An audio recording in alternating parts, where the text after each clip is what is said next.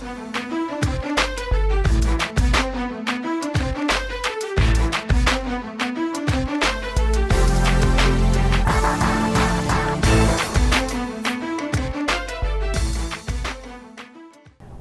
to Fit and Bold, where we promote healthy lifestyles. I'm your host, Lakita Goins. Today, we're going to be talking about migraines.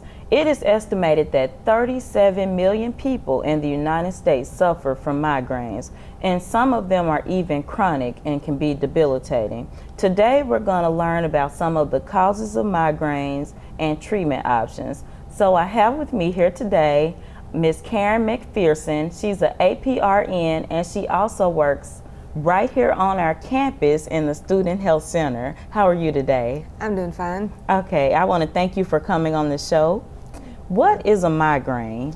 Okay, well, the two major types of headaches that people have are tension headaches and migraine headaches. Okay. So you have to visualize the brain as your head is like a box and your skull is fixed. It doesn't expand and it doesn't contract. Right. Your brain is inside this box floating in fluid. Mm-hmm. In a tension headache, the blood vessels constrict because of the muscle tension, and the pressure inside this box goes down. Anytime there's a pressure change inside this box, you have pain in your head, a headache. Okay. So in a tension headache, the pressure goes down and your head hurts. Anything that will relieve the tension normalizes the pressure and the headache goes away. Okay. In a migraine headache, this is a neurological phenomenon, whereas the tension headache is a muscular phenomenon. It's exactly the opposite. The blood vessels dilate, the pressure in the brain increases, and that's what causes the pain. So, while first-line treatment for a migraine headache is the same as a tension headache, Tylenol, ibuprofen, Aleve, aspirin, any of those over-the-counter pain relievers, a lot of times they don't work because it doesn't make those blood vessels constrict. The statistics that I have is migraines mostly occur in women. They're 3 times more likely to occur in women. They affect about 10% of the population, and there's a significant genetic risk. If someone in your family has migraines, you're a lot more likely to have migraines yourself. They tend to run in families. Okay, so what, obviously your head hurts, but there are other symptoms of migraines. What are those symptoms? In order to classify it as a true migraine headache, you've got to have at least 2 of these following symptoms. Okay. The pain is got to be on one side of your head and not the other, whereas in a tension headache it's usually on both sides. Mm-hmm. It has to have a pulsating quality. The pain is moderate to severe rather than just mild. Right. And it's made worse by physical activity. Oh. So you've got to have at least 2 of those. And then in the next category, you've got to have at least 1 of the following symptoms. Okay. Nausea or vomiting. It's made worse by bright lights, that's called photophobia, or it's made worse by sounds, that's called phonophobia. Okay, now you explained to us the difference between a headache and a migraine and about the nerves. Are there other contributing factors to migraines? Quite a few. Okay. In women, it can be related to their menstrual cycle. There can be a hormonal influence. Mm-hmm. It can be associated with depression. Okay. Well, we don't know which comes first, but a lot of times it's associated. Stress can make it worse, and it seems to be associated with a higher risk for strokes. Oh, wow. And then we have what we call triggers. A trigger is something that seems to cause a migraine to start. Okay. Because like I said, this is a neurological phenomenon. Something triggers it, and the nerves start a migraine to occur, which means it causes the blood vessels to start contracting. Triggers are like stress, lights, and usually it's like the fluorescent lights that kind of have a pulsating quality. Mm-hmm. Certain smells can trigger migraines, certain sounds can trigger migraines, certain foods, especially foods with MSG, can trigger migraines. Okay. And for some people it can be other things. Most people who have migraines, by a process of elimination, have figured out what their triggers are. Okay, and when you mention lights, could that be like computer lights as well? You sit at your computer all day? You know, it can be, but like I said, most people who have migraines have figured out what their triggers are by a process of elimination. Okay. Can we discuss some migraine treatments? You did mention that a lot of times the Tylenol and aspirin will not work. Right. So what are some of the treatment options for migraines? The second line treatment is anything with caffeine in it. Okay. Like I said, the blood vessels dilate, so there's too much blood going to the brain, and that's what causes the pain. So the over-the-counter migraine treatments, and I won't mention any brand names, but they all say they're for migraines. There's several of them out there.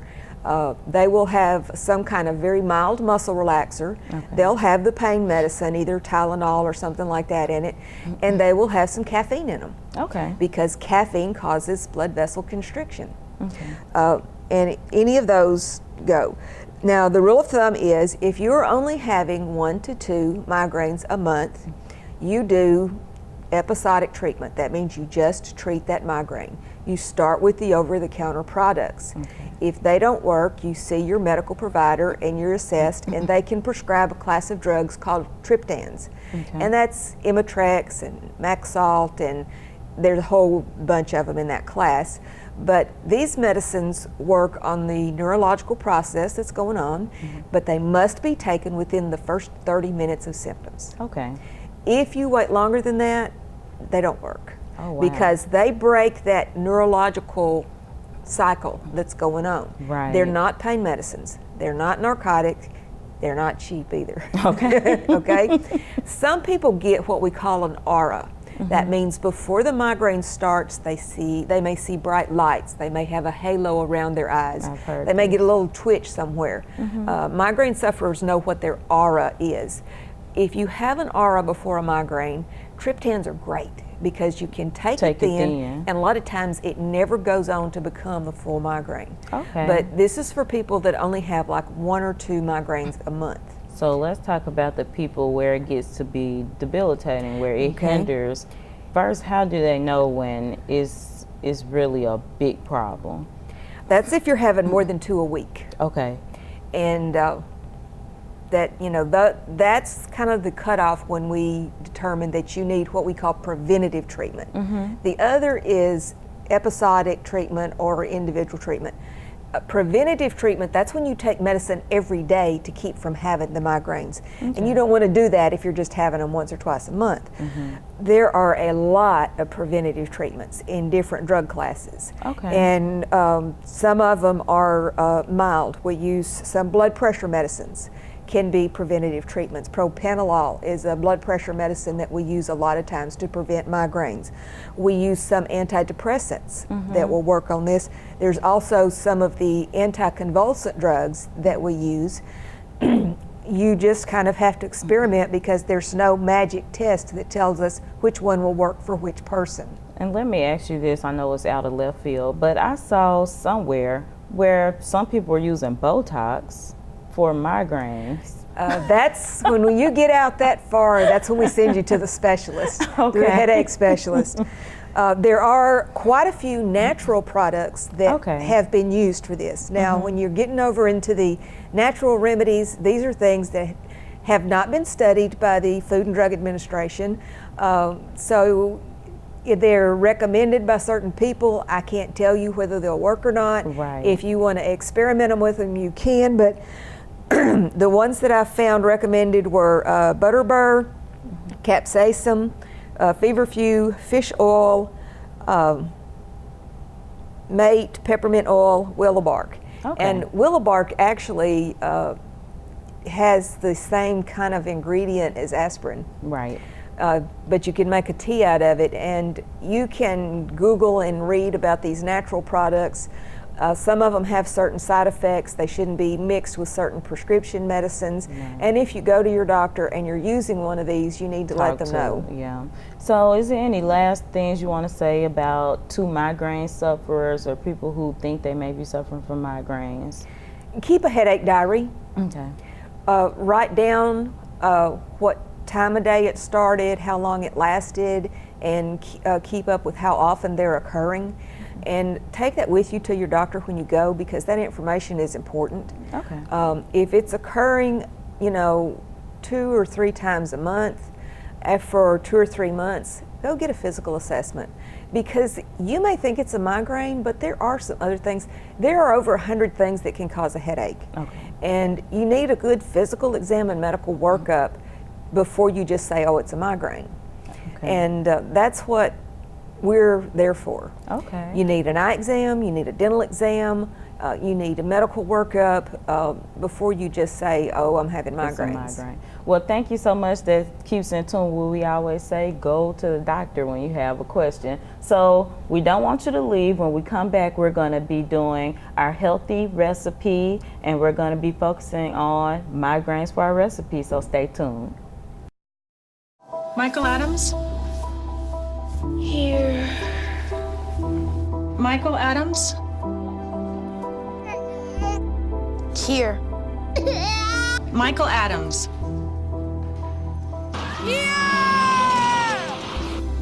Michael Adams. Students who miss 18 days of school in any grade risk falling behind and not graduating. Absences add up. Keep track at boostattendance.org today. Hey everybody, do you know the Breathe Easies? Well, they're the world's most famous asthma rock band with another hit song about how you can prevent asthma attacks. Hit it, guys! Vacuum up the floor, vacuum up the floor, vacuum up the floor. The asthma trigger is no more. Vacuum up the dust, vacuum up the crumbs, vacuum up the floor. The asthma trigger is no more. You gotta vacuum up the furniture and vacuum in the cracks, because the dander and the dust can give kids asthma attacks. Yeah.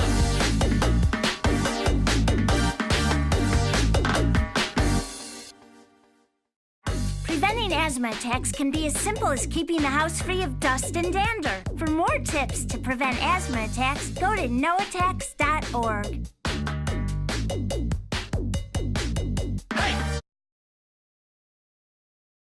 Hi everyone, I'm Kira Phillips from HLN's Raising America. You know, as a parent, you want to make sure that your child knows how to deal with bullying when they see it happening. And chances are they want to help but don't know how. So teach them that the best thing to do is calmly walk away, find a teacher or another adult and speak up. And do your part. Be the adult that they can talk to and trust to listen. Join me to help stop bullying. Go to stopbullying.gov to find out more. Welcome back to Fit and Bold. Today we've been learning about migraines and how to help cope with them and prevent them. So I have here with me today Ms. Claudia Carberry, and she's the Clinical Nutrition Manager for Jefferson Regional Medical Center. How are you today? Very good, thank you. Thank you so much for coming again. So will you tell us how nutrition relates to migraines and what you'll be preparing today? Sure, absolutely. As a registered dietitian, I get asked about migraines all the time. It seems that people with migraines are willing to try anything to maybe see if they can have less migraines or to make them better. And so nutrition is a common thing that people try to seek out to help with migraines. Okay. Unfortunately, there is no formal diet prescription that can cure migraines. Right. And so that's a struggle. But what I can say and what's optimistic is that people can actually find which foods they're most sensitive to and eliminate those for some relief. So one thing might make one person have a migraine but not another person. So I can't say across the board exactly which foods those are going to be. It's not exact science. Exactly, exactly. There's no direct link. But I do have a way that you can help identify your own triggers and your own sensitivities to alleviate your migraines. Okay. So the first thing you want to do is just get a little notepad and actually start a food journal. And food journaling is a good practice anyway. And so just writing down what you eat, how much, when you're eating it, and then the catch would be also to write down how you're feeling. So are you having any of those migraine symptoms? Right. And do that for 1 month. So after a month, if you've noticed a pattern, like, wow, every time I eat chocolate, I do get a migraine about 4 hours later. I wonder if there's a connection. So kind of looking for those patterns, and then the next month actually eliminating that item and seeing if you have relief. So if the next month you eliminate the chocolate and all of a sudden your migraines are better, then maybe chocolate is a trigger. Okay. Exactly. What you don't want to do, though, is to eliminate too many things at one time, because then you can't figure out which one you're actually sensitive to. So, for instance, if you found, well, both coffee and chocolate are giving me problems, do one the first month and then add the second one the second month. So don't try them both at the same time, or else you're going to have to give up maybe more than you actually needed to. Right. Some common triggers are things like alcohol. That's a very common trigger. Aspartame, which is an artificial sweetener found in a lot of our diet sodas, is another common trigger. MSG, which is monosodium glutamate, found in things like Chinese food. Caffeine actually is one that surprises people, but that can actually trigger a migraine. Right. And then also a lot of processed meats and foods like that. They contain something called a nitrite and nitrates. And those, a lot of times, people can be sensitive to as well. Right. Other people might find sensitivity to things like yogurt, cheese, beans. Wow. But everybody's different, so I wouldn't say across the board to give up those foods. Right. But I would encourage you to keep a food journal. One thing we do know is that whole foods seem to have better results than processed foods. So today I just want to focus on fresh fruits and vegetables. Okay. Like I said, caffeine can be a trigger, so you might be thinking, well, what am I going to eat in the morning? How can I solely eat, fresh fruits and vegetables? It's very challenging for people. So I have a solution. Okay.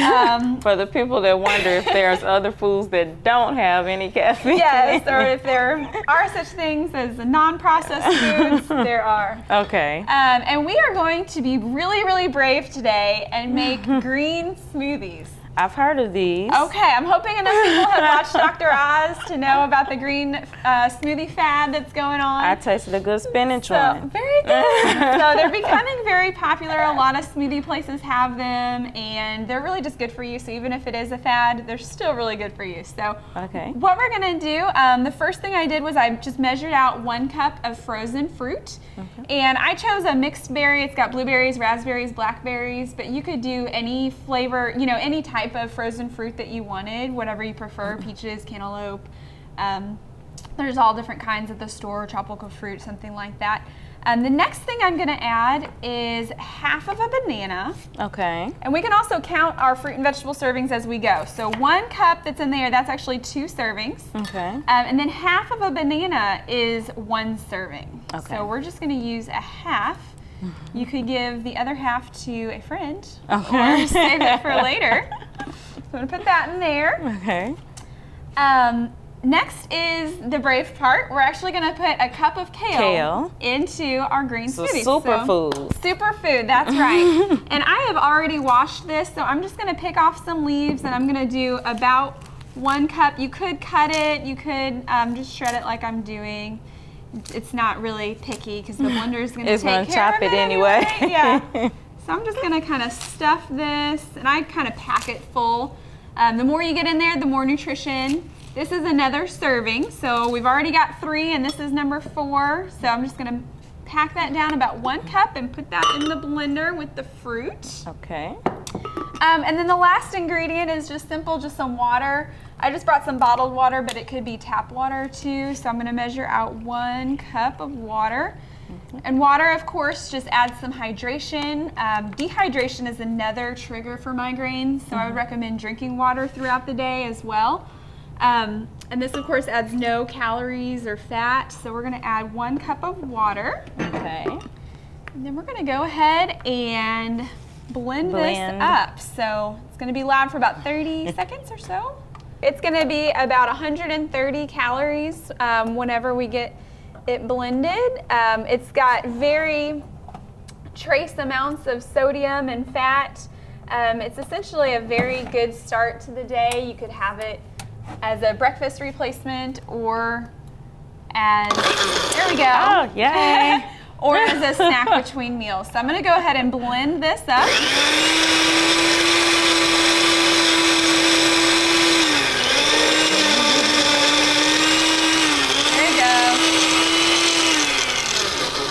gonna push that kale down a little bit. Sometimes you have to Get work it down to the there blades. a little bit.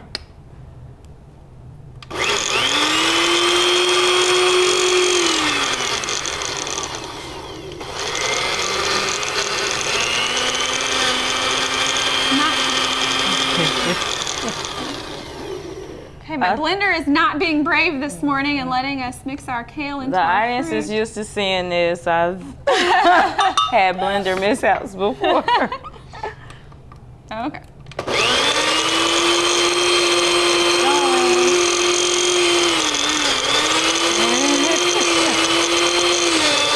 There it goes.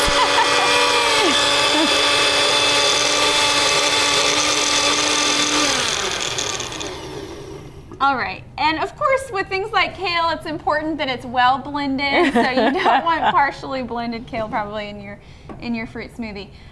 You can't even see it though. So. No, and so actually this green smoothie is not technically green because the berries make it a little bit purple, so it looks pretty normal. You could Full take it children anywhere. and Yeah, for your children, anybody. So we're gonna have some samples, but I'll just pour this into a nice glass here so you can see kind of the texture and the color.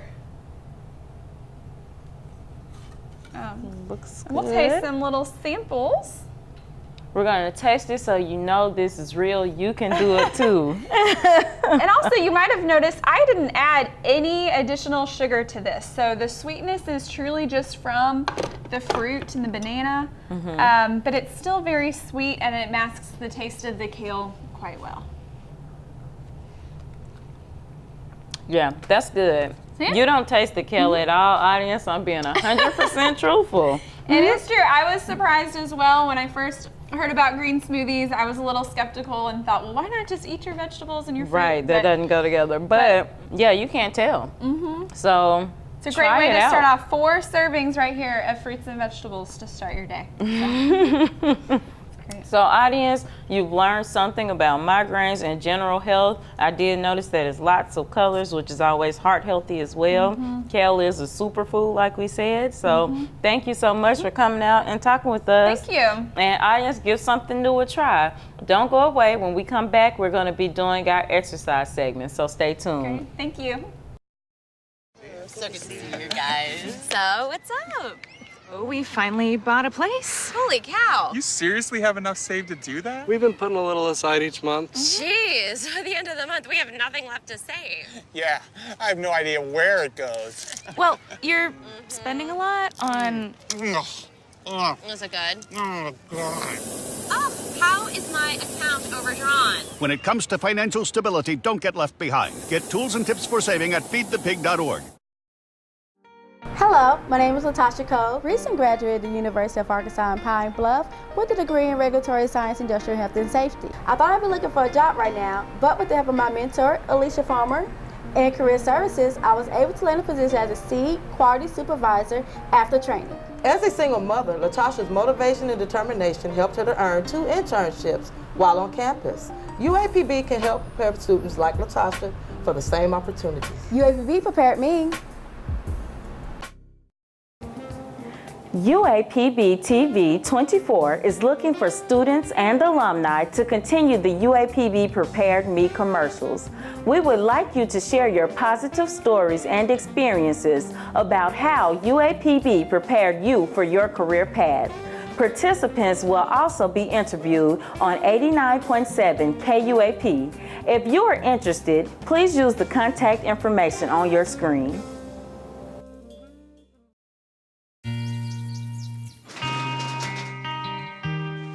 I've got a job to do today. I've got a job to do today.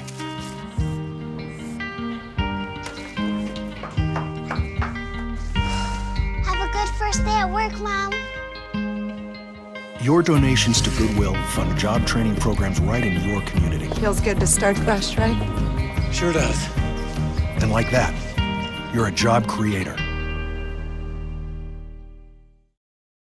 Welcome back to Fit and Bold. I'm here today with the student, Mr. Reggie Rayford. How are you today? I'm doing good, and yourself? I'm doing great. So tell the audience about your major, your classification, where you're from.